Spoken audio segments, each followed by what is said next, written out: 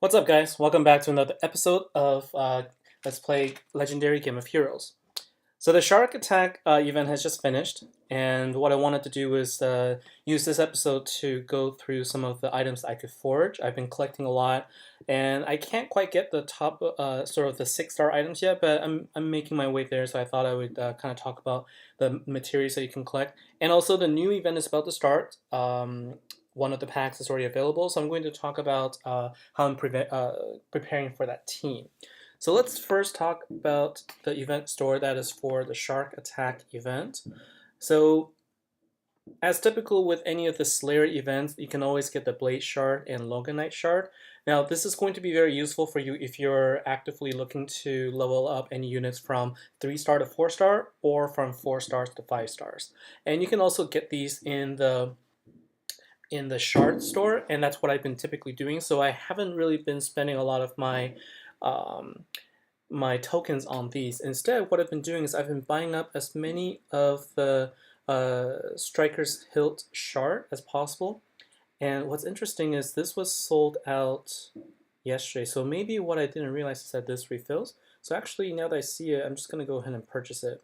So this is, this is the one thing that is needed for upgrading your sword. So I'm just going to go ahead and buy this. I was pretty surprised because I was expecting to see this as being sold out. So that might be something to check out. I have purchased 20 shards already the previous day, and today there's another 20. So perhaps this is one of those items that does refill. So if it does, then make sure to take advantage of that. So because I already spent 500 and now I just spent another 500 there. And I guess it makes sense. Items that refill will show a sold out, and items that you can't buy anymore will simply disappear. So what I noticed was it did say sold out instead of disappearing, so that is something to note. For the next event, if you collect enough, make sure you buy as many of the Striker's Hilt Shard because this is very useful.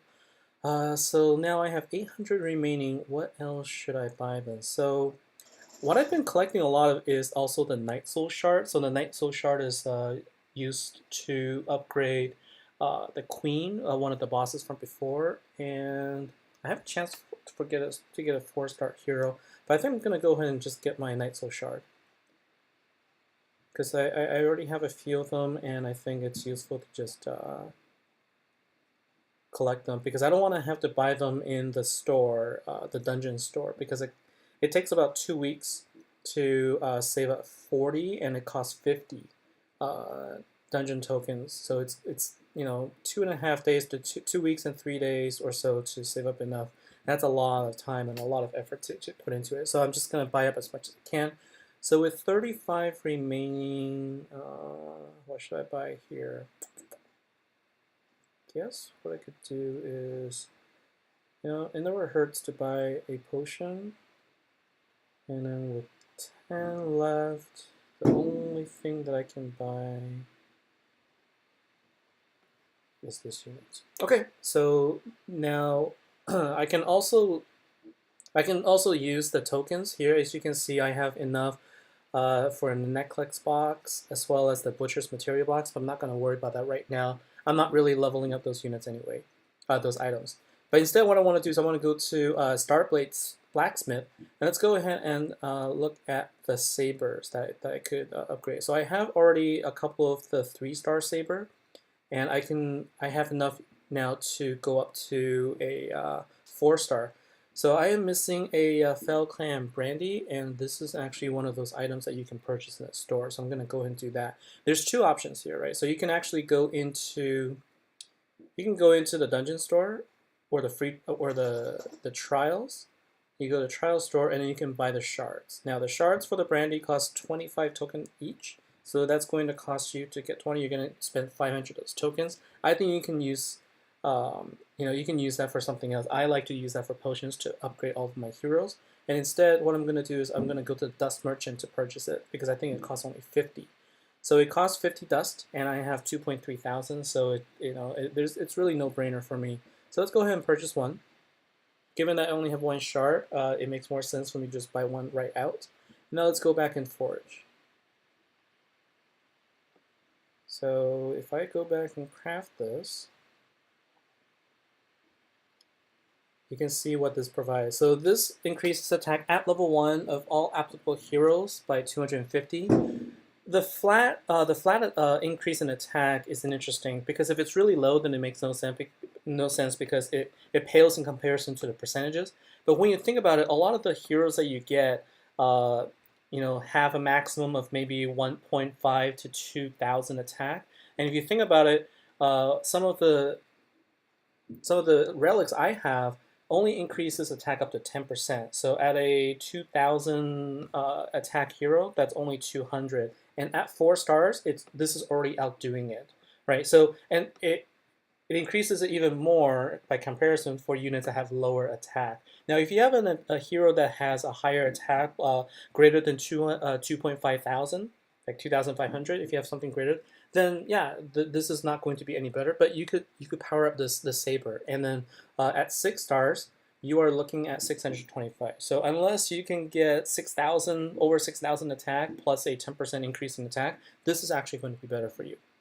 So now that I have a 4 stars, this is what I need. I need 2 more Striker's Hilt, and I also need Primal Blade, which I have. I'll just go ahead and craft that now. I do have enough for a gold ingot, so I'll go ahead and craft that.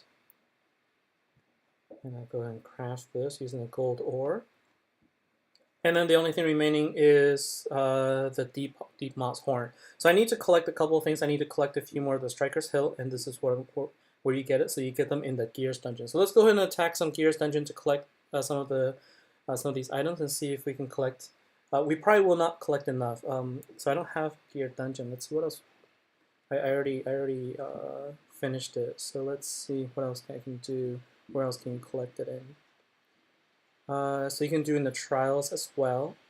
So you can do in the trials. So let's go to the trials and see. I kind of wanted to use this chance to do some attacks anyway. So let's go and do some trials so that we can get some attacks in, just to so this video isn't just all about me going through the screens, but we can also go through some attack. So let's get a friend here. Now this has been my go-to attack for all of the dungeons and gear dungeons and what have you. Is I go with my dark team. That hasn't really changed. So here you go. Pick my Lady Aegisthus as the leader, and this is my team right now. I have two celestial Devoras now at 6 star, and I also have my Sir Elric of Bryn, and then the Masamune for my 5th card, and I use Lady Aegisthus for my leader. So let's go ahead. Well, unfortunately, I did not turn off notification, and my video recording was interrupted halfway through, so we didn't get a chance to watch the playthrough for the trials. But Gear Dungeon is available now for me, so as luck would have it, I can actually do another fight here. So let's go ahead and do the graveyard instead, the Gear Dungeon instead. And same thing here. I will go through and use Lady Aegisthus as my leader. And the thing I didn't do earlier was actually replace one of the relics that I had just forged. So let's go ahead and do that. So let's see here. I'm going to replace my level 7 relic here, which increases the team attack by 7.52, with the one that I had just forged, which gives flat 250. I can also power up a little bit. I have a lot of just unused, just non-useful items for me here. So I'm going to go ahead and just level it to level 4 just to see what increases that gives. So 277, that's not bad. And so let's see now. So let's go ahead and attack. So this is a gear dungeon. There's only three phases here. And using my dark team, I can attack on the the hardest difficulty and usually don't have any problems. So let's see. Let's see what we get once we complete this. All right. So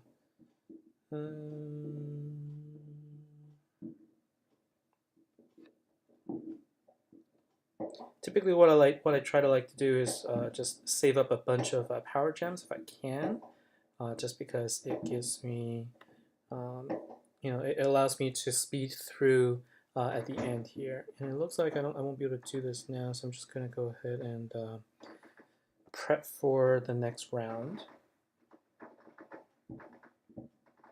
Okay. And do this, and I'll get the blue ready for the next time. Okay, so that's what I'll do. And so in the gears dungeon, you get a lot of these chests, right? So we'll kind of take a look to see what we get afterwards. Right. Let's go ahead and get through this one.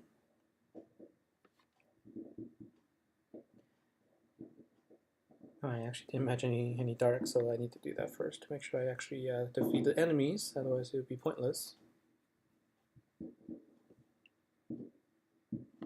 Okay. And what's nice is because Sharrrk Attack always gives me one dark gem at the beginning of every turn. It really helps. Sometimes what I can do is if I can afford to wait, I just wait a turn, wait for a gem to appear, and it often helps me a lot. Right? It gives me some more options where I can do matches where I previously couldn't, and so it's been really great. All right, I think what I can do is I'm just gonna go ahead and try and finish him off using. There you go. All right, so now we've got. Let's see who the last boss is. All right, we got the Earther Nightmare. No problem. I'm just gonna go ahead and use up Lady Aegisthus here. And then I'll do this match right here, and this is probably going to be good enough.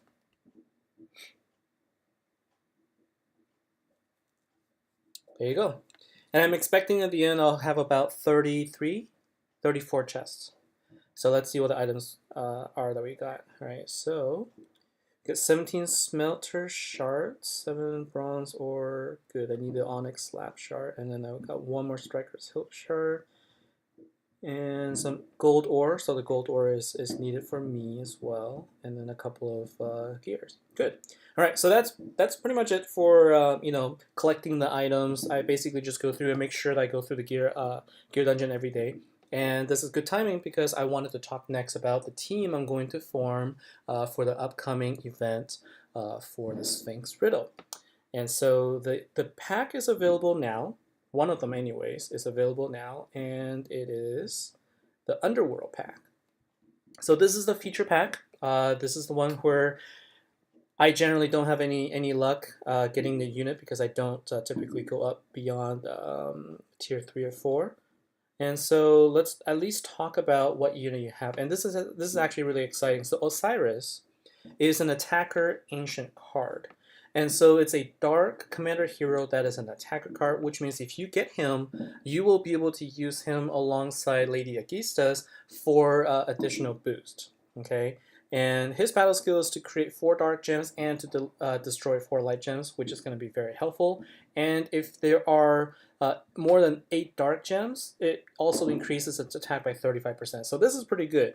I am interested to see whether or not the other 2 units for this particular event is going to be a dark attacker hero, because if it is, then there's no brainer. I already know what team I'm going to make. So this is my plan. I already plan to use this anyway. Probably not going to change a whole lot because I don't have any other commander units anyway, but I would love to be able to continue to use this team makeup. And the plan is I will have Lady Aegisthus no matter what, because her battle skill fully heals yourself and it increases attack by the target by 2.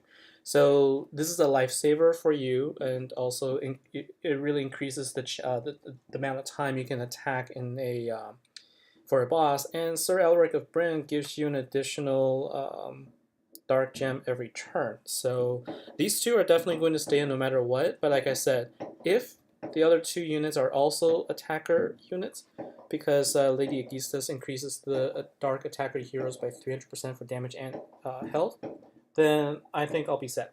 and anybody who uses Lady Aegisthus should be very excited as well. I know I am. So I'm looking forward to the event that comes up tomorrow, and then we'll see whether those units remain as as I hope to be a dark attacker heroes or not.